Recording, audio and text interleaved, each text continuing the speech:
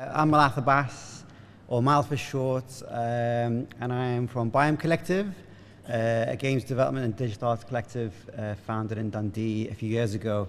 On one of our projects, Killbox, which I'm kind of going to talk about today, I was kind of designer, artist, and producer in a very small team, so we all kind of chipped in on a whole range of tasks. So just a bit of information about Biome Collective, which I think would be of interest within this context, is we're essentially a co-working space and a new business model and an approach in games development. We're essentially a group of freelancers that we contract and kind of, collaborate, especially with people outside the games bubble. And yeah, we've kind of, we started with a few people and now we're up to 10 people, which also includes two academics, Joseph Delap and Dr. Ian Donald from Abertay University. So yeah, we're very open to collaboration. So we kind of started out the collective with working with Scottish Dance Theatre, kind of exploring dance and games with them. But we've also kind of done a whole bunch of work where we build physical games. This is a recent project where we kind of projected on a big building in the city in Dundee. This was a cool interactive project, which got us quite a bit of attention. But really, Killbox has kind of been, was a strong part of our journey because it really came about from the very start of the collective. So Killbox, if anyone hasn't played it or come across it before, it's an online game, an interactive installation that critically explores the nature of drone warfare, its complexities and consequences. It's an experience which explores the use of technology to transform and extend political and military power and the abstraction of killing through virtualization. So we had this vision statement very, very early on, and this kind of helped us kind of create something in the end which matched the initial vision. So the project really came about when Joseph Delap, who was a professor in Reno at the time, did a residency at Biome Collective through mutual contacts at Neon Digital Arts Festival.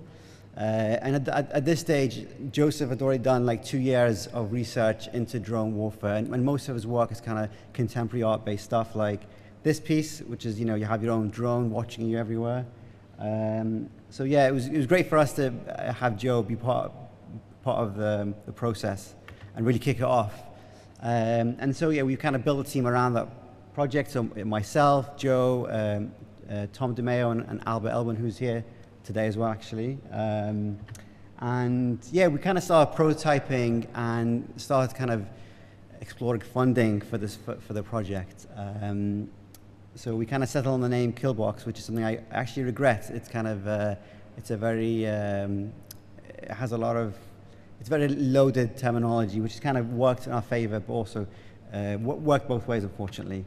I'll just go through this really quickly. So essentially, the game is two experiences in one on a few different levels. It's an online game that you download for PC and Mac, but also it's an installation. But we started kind of focusing on the kind of online game first, and this is kind of very early development, classic Unity scene, and it slowly became this, and then kind of ended up being this. On the other side, because the game gives you the perspective of a pilot as well as a child in a village in Pakistan, and again, this is the kind of how it started, further development, and how it kind of ended up. It's a very short experience. It's about 10 minutes long. And we've been very lucky that throughout development, we took it to a whole bunch of different places and managed to kind of win quite a few awards, especially the Maze Festival and Decade and a BAFTA Scotland nomination, which is great for us. And the installation, which really informed the design process for us, kind of, you can see at very early stages in 2015, when we had a very, very simple prototype, we were taking it to places like GDC Europe. We were part of the experimental gameplay workshop, which was amazing for us. All over the UK, Games Are for Everyone up in Edinburgh, and it's kind of led to a whole host of different places, especially last year with the kind of finished piece, which went to Berlin, Johannesburg, Chicago, all over the world. It's actually at the moment going to be in San Francisco this month. So yeah, again, this is the kind of installation, how it kind of started. Literally just 2 screens. This is the Left View collection at EGX. You just work with what you've got, sort of thing. And you can see here 2 players playing the different perspectives. So it's an online game, so they're playing in the same universe together. One's the pilot, one's the villager, then it swaps around halfway. This was at the V&A Design Week in London, again last year.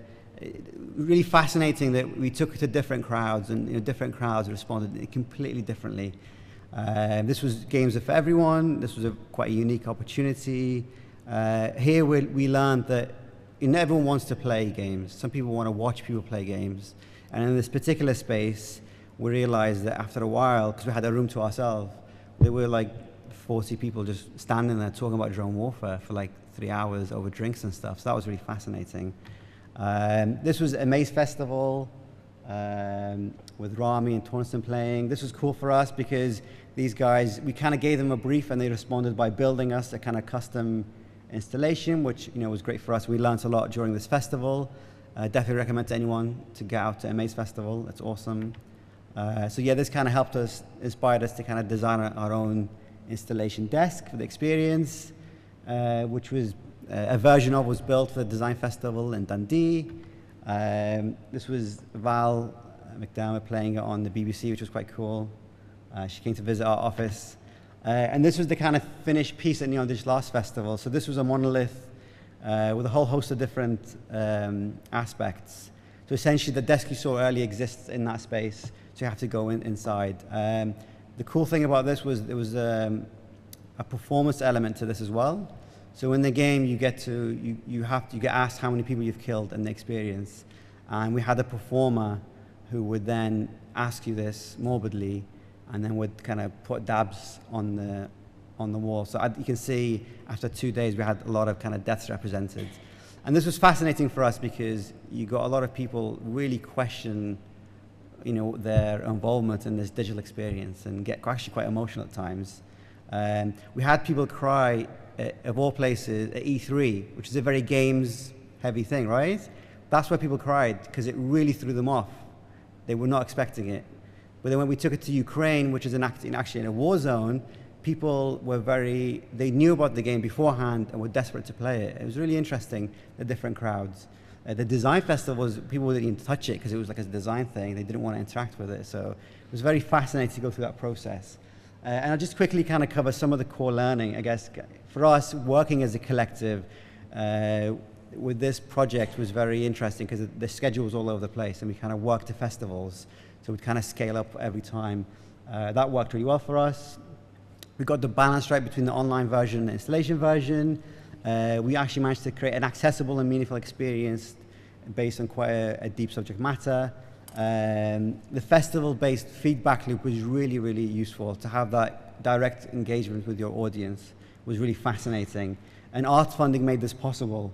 A few of the challenges, the production was difficult because obviously this is our livelihood. We're trying to, it's our jobs essentially. So kind of balancing this project was a very small funded project with other work was quite a challenge. But thankfully we're a very experienced team, so it worked quite well. Arts funding is amazing and it made this possible, but also provides challenges. You're not able to scale up the scope of a project like you can do with the commercial funding, for example. The process is very slow, and kind of creating something that's physical and accessible is very, very challenging. And I think that though I'm very proud of the online experience, it's definitely lacking that visceralness of playing across someone else in a gallery kind of space where you can see eye contact, when the whole thing's been designed for that in mind. So some of those things are missing.